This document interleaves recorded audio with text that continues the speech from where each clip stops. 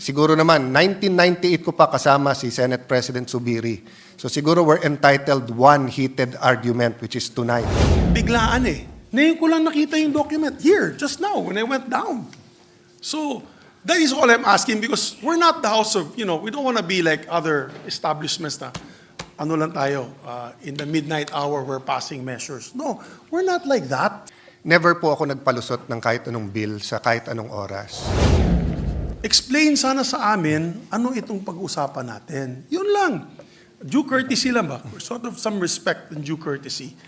So if you're apologizing for raising, I also apologize for raising my voice, my friend. Move that we consider Senate Concurrent Resolution Number 23 and recognize Senator Alan Cayetano.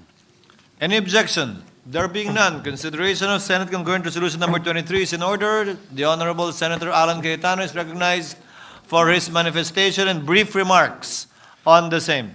You may proceed, sir. Mr. President, Mr. Minority Leader, Mr. Majority Leader, in behalf of the people of Taguig, who is very grateful first to God, secondly, to all those who are involved in a almost one generation of a legal battle into, making Taguig whole in such a way that all of its former territory would be now together as one community and one city.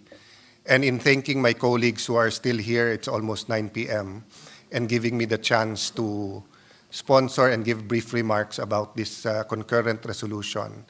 We were left with a problem, as you know, despite the strict rules of the Supreme Court against a second motion for reconsideration, and after that, I think it's of public record naman kung ano nangyari, yung dates ng final decision, yung mga struggles hanggang ngayon ng mga kababayan namin from EMBO.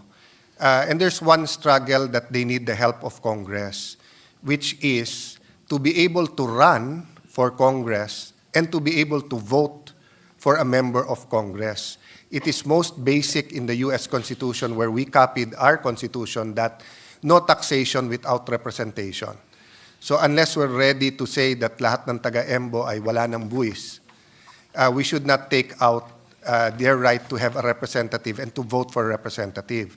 So recently, the Commission on Elections said that they cannot vote for congressman in the 2nd District of Makati dahil wala na sila sa Makati.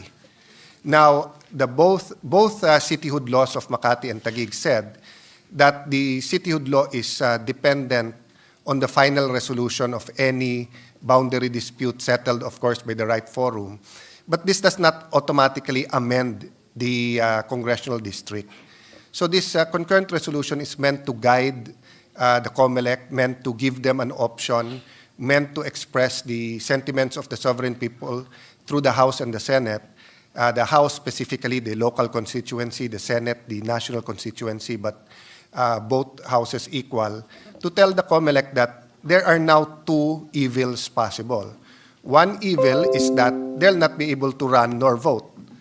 The other one is that the COMELEC has no basis of where they can vote and where the barangays, which district. So this concurrent resolution is an attempt. It's not a perfect attempt, but it's an attempt until the legislature in the future can pass a new law regarding the districts. So we seek with this concurrent resolution to make our will known to the Commission on Election. Thank you for this. Thank you for this opportunity, Mr. President.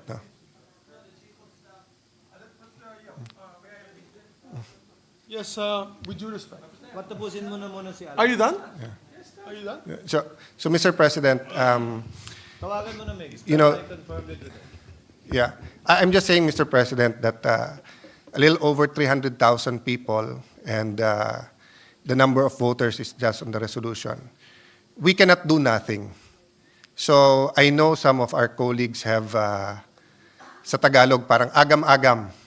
Even sa hearing ng City Council, I sat in, listened to our kababayans from EMBOs and other barangays, and we're all searching for the perfect solution. And the reality is that in this Congress, nagkaroon ng moratorium on new districts. And nangyari din po na yung time element, kasi filing na ng candidacy ng first week of October. No? So this resolution, if this was the House, it's simply a local bill. So it has to do with Taguigueños. But in the Senate, of course, it is the wider issues, and the issue here is very basic. It's representation. It is suffrage. No? So, Mr. President, I know there are a lot of questions. I tried to answer them myself, did a lot of legal research. I am confident the House Legal Department, who's also doing their research, will find that everything is in order. But let me reiterate, no? Any solution is better, as long as, of course, it's a good solution. No? Any good solution is better than doing nothing.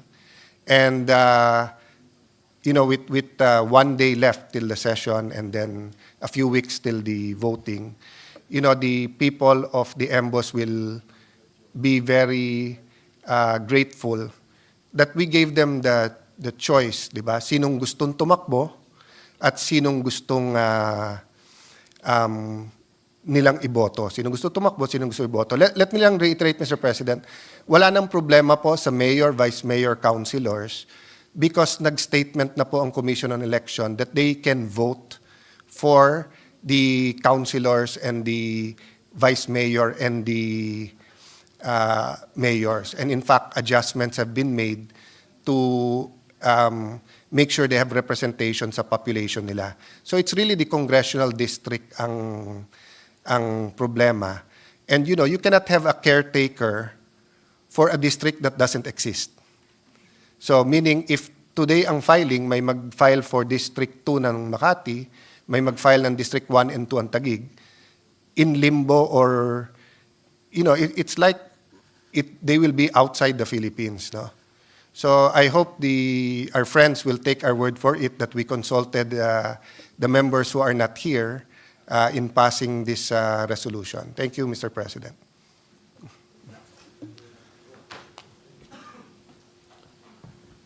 Thank you, Your Honor. Mr. President, if I may. What is the pleasure of Senator Zubiri? Yeah, just two issues. One is this was not in the daily agenda, this concurrent resolution number 23, but I know, of course, our good colleague would like to have his area not be disenfranchised in voting. So sometimes we take it up important matters such as this to be able to answer the times. And this particular issue is on the disenfranchisement of these 10 EMBO barangays.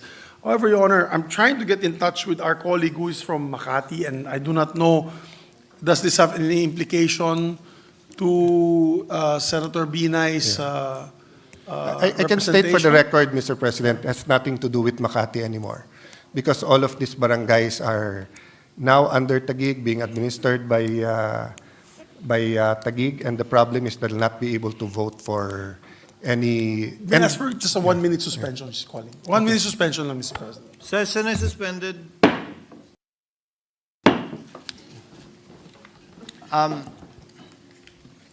Mr. President, Senator Zubiri is seeking the floor. No. He wants to have a manifestation. I'll wait for his manifestation. I draw motion. Senator Cayetano. Senator Cayetano is recognized for his manifestation. Mr. Senate President, before that, am I correct that the former Senate President wants to move that we suspend the consideration of this concurrent resolution and discuss it tomorrow? If yes, then may I make a... Yeah, Mr. President, my question, first of all, I don't know anything about this bill. Nothing. It just came out of the air. So this is a Senate Concurrent Resolution. This is not a simple resolution. And I was a majority leader, like you've been also a minority leader, I believe, a majority leader. And the concurrent resolution has a force of... before the Supreme Court came out with the decision that it does not have a force of law, but it used to have a force of law. So ang question ko lang dyan, Mr. President, is, with due respect to him, I know it's a local issue. I know it's a local issue, and it's important to you guys. And I don't want to disenfranchise anyone. Ang akin lang sana, explain sana sa amin, ano itong pag-uusapan natin. Yun lang. And I asked a colleague who represents particularly before these 10 EMBO barangays, I asked her, and she also doesn't know what's going on. Due courtesy lang ba? Sort of some respect and due courtesy. Yun lang akin, Mr. President. I have, again, if I raised my voice, it's because, it didn't have to go that way, and I apologize if I raised my voice. Okay? Ang akin dyan, if it will help you, maybe we can pass this, we can take it up tomorrow. Ang akin lang naman dyan is nabigla ako, dahil nasa taas nga ako, at biglang may concurrent resolution about these barangays. Wala naman sa agenda today, Mr. President. So, my appeal to the good gentleman is give us time to at least explain to us what it is all about. We have no caucus. We've never had a caucus since I asked for one in the beginning of the incumbency of the good Senate President. So I don't know. If we had a caucus, you could have raised it there and said, this is a very simple piece of resolution. Nobody's going to get affected. We're going to get them to vote at least in these elections. If I was told that, then I would have no problem. Pero biglaan eh. Ngayon ko lang nakita yung document here, just now, when I went down. So, that is all I'm asking because we're not the house of, we don't want to be like other establishments na, lang tayo, in the midnight hour we're passing measures. No, we're not like that. Senator Cayetano knows that. That's her pet peeve. She doesn't like to pass things in the middle of the night when nobody's around. I know that because we have traditions, and it's a time-bound tradition. So mine is not. I'm not even asking anymore. I'm not raising a point of order because our agreement in the past is that we will take up on the floor what is the agenda for the week. And this is not even in the agenda for the week kasi bago lang to. And I understand kung bago lang to because of the lateness of the hour, meaning the lateness of the session, and this might be able to help Senator Cayetano. But we have another session tomorrow, Mr. President. So there should be no problem. All we need to know is just understand what is this all about? How can we help you? Ayoko din ma-disenfranchise sila eh. Ayoko din, Mr. President. Yung mga taga-Taguig at sa EMBO barangays. Ang gusto ko lang sana is just explain to us what this is all about. Because this is a concurrent resolution. If it was a simple resolution saying that the Senate would like the COMELEC to recognize these EMBO barangays and come up with this procedure, wala po akong problema, Mr. President. But this is a concurrent resolution, which is a tad higher, a notch higher in terms of implementation and validity. Yun lamang po, Mr. President. No offense meant to my dear colleague. I know it means a lot to him. I'm not here to stall, and I'm not here to disenfranchise anyone. Yun lang po, Mr. President. Yung akin lang, sana ma-explain lang sa amin. And with due respect, we're all elected senators here. I will not pass a measure na hindi ko papadaanan sa inyo or to anyone, in fact, without going through the motions. Yun lang po, Mr. President. Yun lang request ko. It's just a simple request that tradition should be followed, at least to explain to us, at least come up with an interpellation on the measure on this particular concurrent resolution. Because even with simple resolutions, we have periods of interpellation. We have period of amendment in simple resolutions, lalo ng concurrent resolutions. So yun lang po ang request ko, Mr. President. Thank you. Mr. President, let me just state before the Honorable Cayetano responds with his manifestation, Chair would like to place on the record. Number one, as correctly pointed out by Senator Zubiri, this is a concurrent resolution, and by virtue of the Supreme Court decision, is no different from an ordinary resolution. Hence, it does not have to go through 3 separate readings on 3 separate days. Number two, we did give due courtesy to Senator Nancy, even if this involves barangays that are no longer part of Makati, but because the chair thought it used to belong to Makati, we cleared it with her. I don't know if the statement of the gentleman was stated on the record that we consulted their administrative staff. The answer is no. We consulted the chief of staff named Christine and her head of legis named Isa, who according to them consulted the good senator about it, and the response was, she can confirm or deny the same tomorrow, it has nothing to do with Makati because it has everything to do with Taguig. Hence, we proceeded and clarified it with the minority leader, with the indulgence of the minority leader, given the urgency of the matter as raised by Senator Cayetano. Just to place that on the record. Senator Cayetano Yeah, is Mr. recognized. President, thank you for clarifying that because I just like to put on the record, this is my third term as a senator. I've been a majority leader, minority leader. Never po ako nagpalusot ng kahit anong bill sa kahit anong oras. I know my responsibilities here. I know the rules. Lahat naman tayo hindi perfect. Siguro ilan lang sa kwarto na to and mostly they're from the staff ang memorize ang rules. No? Kaya nga makikita ng mga taong nanonood ngayon, lumalapit pa kami dyan sa harap or dito sa gilid sa staff kapag ka magtatanong sa rules because may precedents yan, rich na yung history. Now, we did not violate the rules because the joint resolution, the concurrent resolution was filed yesterday. And unlike before that it was treated like a with force of law, dinadaan po natin yan in a process that's like that. But after the Supreme Court decision na sinasabi it's like a resolution, it's the sentiment, yung kalooban ng House at Senate, we treat it like any other resolution. The person objecting now was our former Senate President. He knows naman that you do not go to all 24 senators. You go to the minority because you're part of the majority. And I did go to the majority last night pa. Last night, the Senate President advised me to talk to Senator Nancy, and due to some recent misunderstandings, he offered na kung gusto mo, ako nakakausap. And I waited all day long until nga mag-respond yung Chief of Staff niya. So, it's not just an emotional issue. It's not a local issue. It's an issue of constitutional importance, the ability for people to vote. The good senator, Senator Zubiri, said kung i-explain lang sa kanya. Kaya nga ako lumapit sa kanya sa harap eh. Sabi ko, gusto mo explain. Sabi niya, bukas na. Sabi ko, I don't wanna take the risk. Nakita nyo naman yung mga ulan ngayon, kung bumagyo bukas at mag-adjourn tayo. So, walang taga-EMBO na pwedeng tumakbong congressman. Walang pwedeng bumoto. This is a 5-page resolution. Very easy reading. I'm ready now to answer any of his questions or questions ni Senator Binay. If he apologizes for raising his voice, me too. I mean, I know it's still emotional for him. That's why ilang beses na nagsisigawan dito, never ko siya in-approach, never ko siya kinontra. Nakaupo lang ako dyan sa harap or dito or dun sa tabi ni Senator Tulfo. Tumatabi-tabi lang po ako. But that's why I humbly came to him kanina while he was on the phone with Senator Binay and said, can I explain this to you? Pwede ko ba i-explain sa'yo? Kung may question. So let's not come here and say na, hindi, bukas na to, ipaliwanag lang. I'm ready to explain it to him now. It's a very simple resolution. It's very simple. They are allowed to vote for mayor, vice mayor, councilors. Each and every one of them.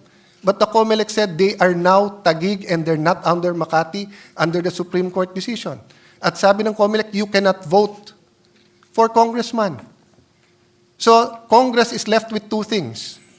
Doing nothing or telling the COMELEC, if you ask us, you should let them vote and these are the districts. What's my basis for this is the districts? Both the official statistics and the hearings of the Sangguniang Panglungsod of the City of Taguig. It's that simple. This isn't a complicated bill. We all know naman pag nag-file tayong bill, your office takes judicial notice once it's read in first reading. So kahit ito'y concurrent resolution, may first reading to. Hindi kailangan lapitan yung 24, but if that is the pleasure of Senator Zubiri, I humbly did that kanina. So but let's not make it appear that this is a simple, this is a complicated bill, this has implications, this is ganito, and let's just wait till tomorrow. That's not true. Diba? The resolution is there. Diba? Nakiusap na lang, at sabi nga ni Minority Leader, please make it brief. For a simple reason.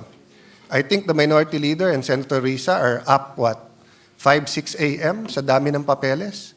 They usually go home from session 8, 9 p.m. They have early hearings, but they're here. Di ba? So sa akin, Mr. President, if the former Senate President heard me, I'm making appeal. Not for myself. You know, wala akong vested interest dito in the sense that my wife as mayor, Sinabi na ng COMELEC, pwede siyang tumakbo. And pwede siyang iboto sa EMBO. So with or without this resolution, wala tong epekto sa aking wife, sa vice mayor, sa konsehal. Ang epekto nito, wala rin sa kandidato naming congressman. Because with or without this resolution, yung kakampi naming congressman ay tatakbo sa District 1 at District 2, yung kapartido. Wala rin itong epekto sa katunggali naming congressman. Because with or without this resolution, tatakbo sila. Sino maapektuhan dito? Yung more than 200,000 na qualified sa EMBO na gustong tumakbong congressman at yung gustong bumoto ng congressman. And after June 30, saan sila lalapit for representation sa kanilang district? Right now, nahihilo na sila. If they go to the congressman of the 2nd District of Makati, possibly, I don't know his response, possibly, hindi na naman kayo sa Makati. If you go to the 1st or 2nd District of Taguig at hindi magkasundo yung congressman, mag-aagawan sila kasi pareho nilang hindi distrito. So this is a mere resolution saying the sentiment of Congress. If anyone here wants to say na, I disagree, okay lang. If anyone here wants to say na, hindi, dapat yung barangay na ganyan or wants to ask me a question, I'm ready as much as makakaya ko. Pero ang masasagot ko lang sa inyo, Mr. President, and this is for my, tinuturing ko rin kaibigan, kahit may heated, siguro naman, 1998 ko pa kasama si Senate President Zubiri. So siguro we're entitled one heated argument, which is tonight. No? Kasi 1998 ko pa naman siya. Madalas, magkaiba kami ng stand, pero hindi naman kami nagkakainitan. So if you're apologizing for raising, I also apologize for raising my voice, my friend. But you know, if this was Bukidnon, at hindi sila makakaboto, hindi sa i-give ko lang sa iyo eh. I'll stand there, I'll listen to you, I'll even help you kung hindi mo kasundo si Nancy. But yung nangyari tonight, I mean, ikaw na magsabi, di ba? I mean, you could have said 1 minute suspension, usap tayo. But yun nga, I mean, wala naman akong choice eh. If you guys want to wait for tomorrow, but if something happens tomorrow, di ba, what do I tell the people of EMBO? Sorry, hindi kayo pwedeng tumakbong congressman kasi walang ginawa ang Senate. Di ba? Ang House are ongoing pa. Nandun si Mayor Cayetano together with the other officials of Taguig. Precisely nga, we don't want to wait till the last minute. I mean, I wouldn't risk anything that important to you, brother, to the last minute. So, kung merong kang pagtingin sa matagal natin pagsasama, let's debate on other critical areas that we really disagree. Eto naman, kahit tignan mo ng mabuti, there's nothing hidden there. There's no hidden agenda. Una-una kung hidden agenda, tinago namin yan.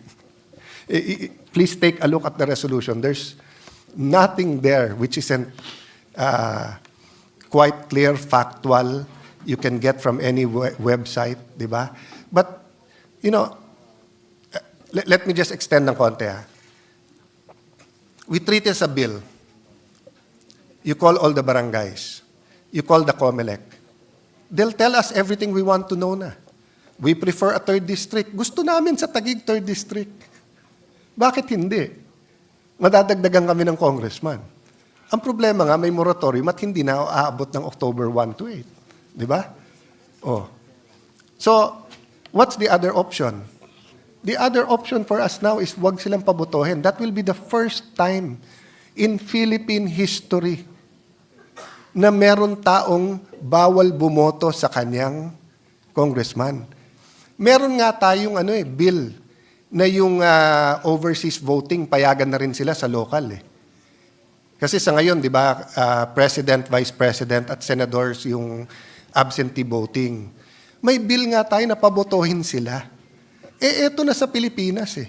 Hindi makakaboto. It's not your fault, it's not my fault, it's not the Binay's, it's no one's fault because yung timing and circumstance ng Supreme Court decision and yung pleasure ng House na wag magdagdag ng miyembro.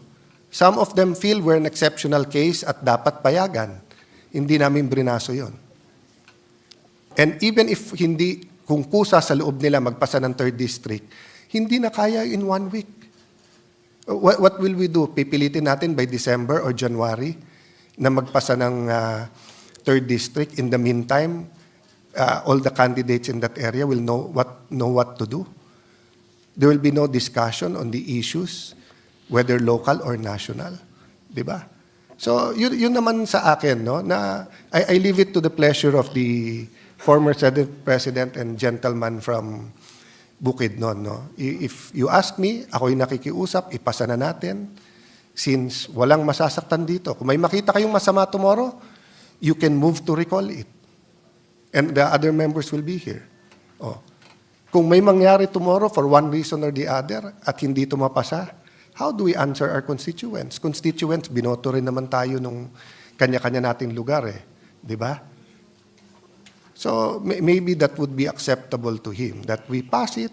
If they see something wrong, tell me. Ako mismo mag-move to reconsider, then we will discuss it. Nandito naman siya. Any member who's here and voted for it can move for the reconsideration. May I ask for a minute suspension, Mr. President? Session is suspended. Session is resumed. Thank you very much, Mr. President.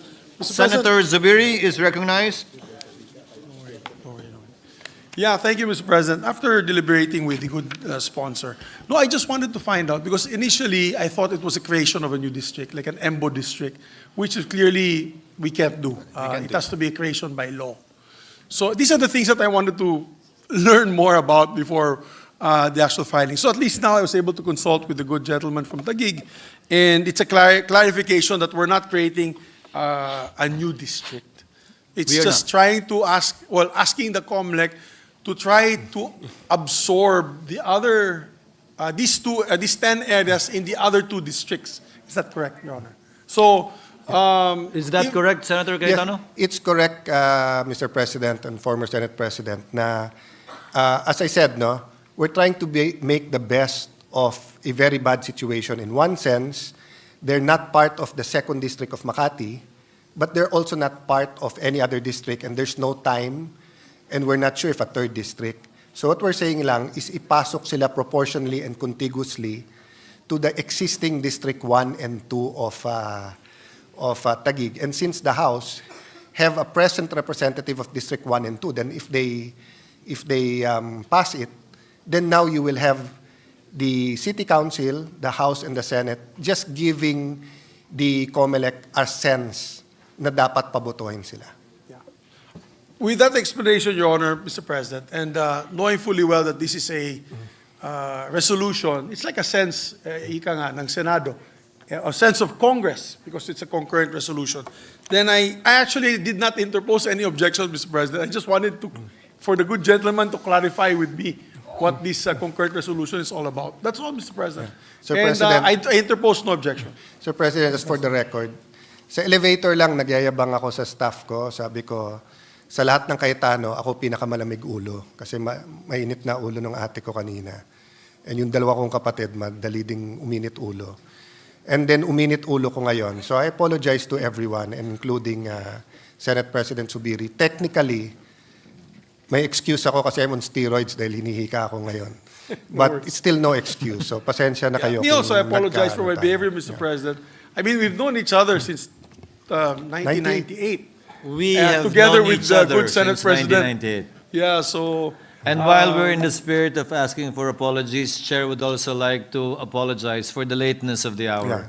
So with no objections yes. from Senator Zubiri, may I now recognize the Majority Leader. Majority Leader. Yes, Mr. President, no member wish to propose amendments to the measure. I move to adopt Senate Concurrent Resolution Number 23. Any objection? There being none, proposed concurrent Senate Resolution number 23 is hereby adopted. Thank you, Migs. Mr. President, I move that we adjourn session until 3 o'clock in the afternoon of Wednesday, September 25, 2024. Any objection?